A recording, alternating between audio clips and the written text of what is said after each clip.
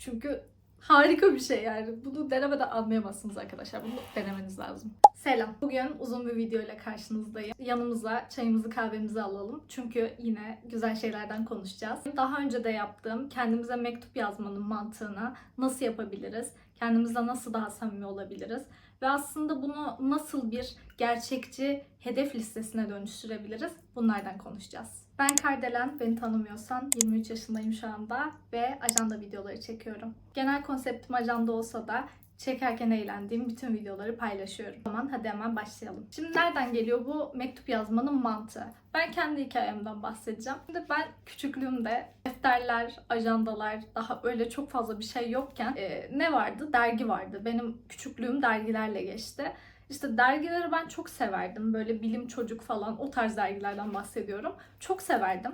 Onların içindeki etkinlikleri, okumaları, yazmaları böyle çok severdim. Ve yeterince dergim olduğunu da düşünmüyordum. O yüzden sürekli kendim dergiler yapıyordum böyle. İşte kağıtları yapıştırıyordum bir şeyler, böyle defter yapıyordum kendime. Sonra onu böyle dergi şeklinde içine etkinlikler yapıyordum. Sonra bu büyüdükçe neye dönüştü biliyor musunuz? İşte ajandacılığa ve birazcık daha mektup yazmalara falan döndü. İlk hangi yaşımda mektup yazdığımı kendime hatırlamıyorum. Ama bayağı küçüktüm ve bunu yaparken çok eğlenmiştim. Şimdi size o zaman geçen seneki mektuptan birazcık göstereyim. Neler yazmışım, işte nasıl bir şeymiş. Ufaktan bir göstereyim. Geçen sene yaptığım mektubum bu. Bunu geçen seneki ajandama yapmıştım. Siz bunu illa ajandanıza yapmak zorunda değilsiniz.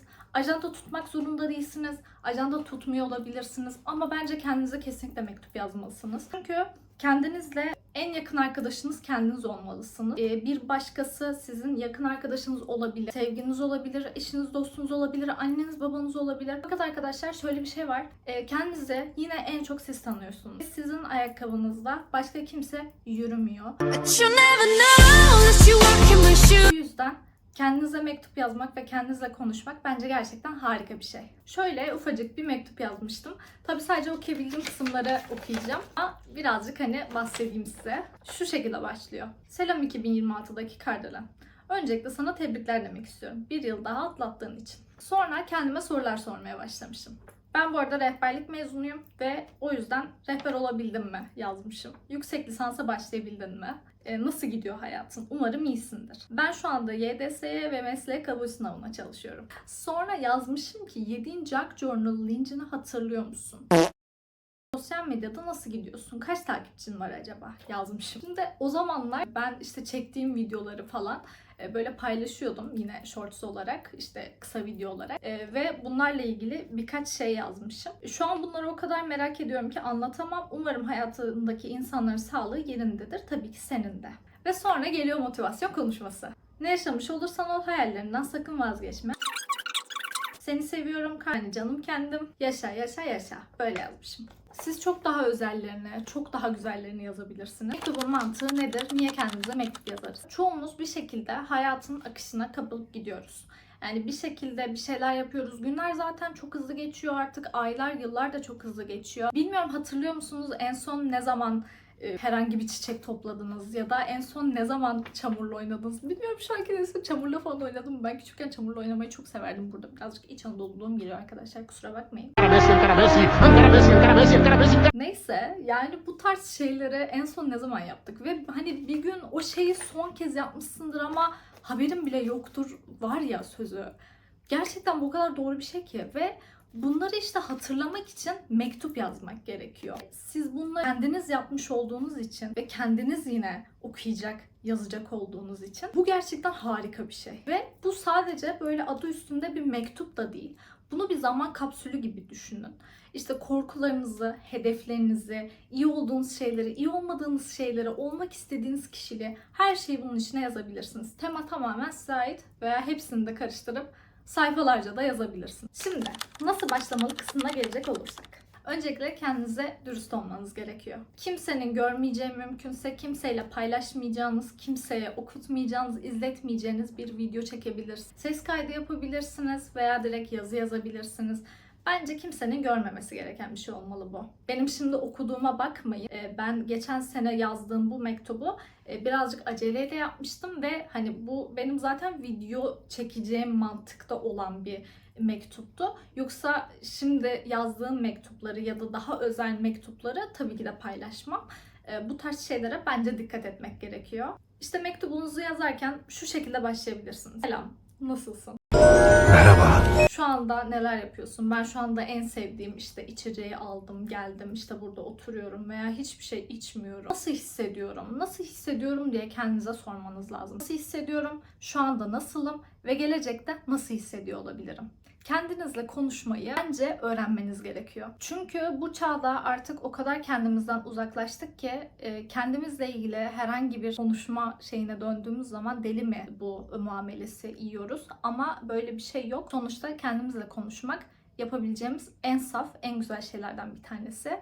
Çünkü en çok biz kendimizin arkadaşı olabiliriz. Kategorize etmek mantığına girecek olursak şimdi, kategorize etmemiz gerekiyor bir şekilde. Çünkü mektubun içinde boğulabiliriz ve ilk yaptığınızda işte ilk seneler belki yazarken zorlanabilirsiniz ya da seneye okuduğunuzda veya o an bile yazdığınızda hoşunuza gitmeyebilir. Çünkü diyebilirsiniz ki ya bu ne böyle karman çorman bir ondan bahsediyorum bir şundan bahsediyorum olabilir. Konuşurken de her zaman mükemmel konuşmuyoruz arkadaşlar. Yani sadece bu yazıya döktüğümüzde birazcık karman çorman gözüküyor bize. Yoksa aslında garip olan bir şey yok. Ama yine de karman çorman olmaması için 3 başlığa ayırabiliriz. İşte kariyer, okul, ilişkiler ve kişisel gelişim gibi.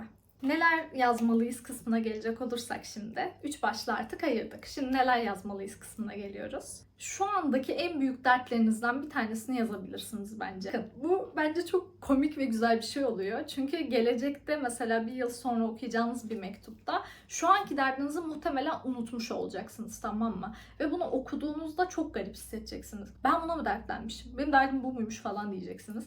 Bunu böyle hatırlamak tatlı oluyor. Çok saçma bir şey de olabilir. Şu anki en büyük derdinizi bence yazın buraya. Ve deyin ki şu anda en büyük derdim bu. Bunu hala hissediyor musun? Bunun için hala dertleniyor musun? Bunu kendinize bir sorun.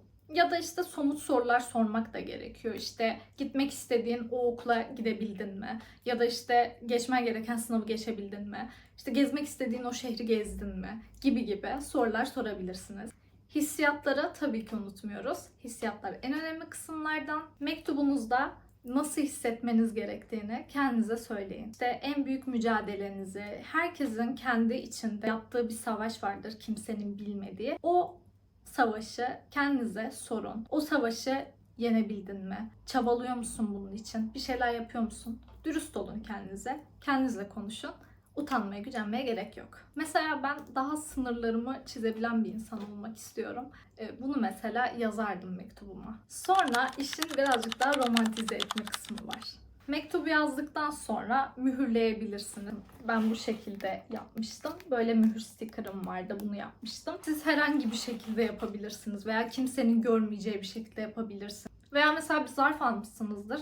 Zarfı direkt kapatabilirsiniz, bantlayabilirsiniz. Mektubun üzerine de, arkasına bir yere de ne zaman açmak istediğinizi yazın ve sonra bitirin. Onu bir kenara koyun ve unutmayın. Telefonunuza belki anımsatıcı kurabilirsiniz. Güzel olabilir çünkü ilk defa yapıyorsanız belki unutabilirsiniz. Ve burada şöyle de bir kuralımız var.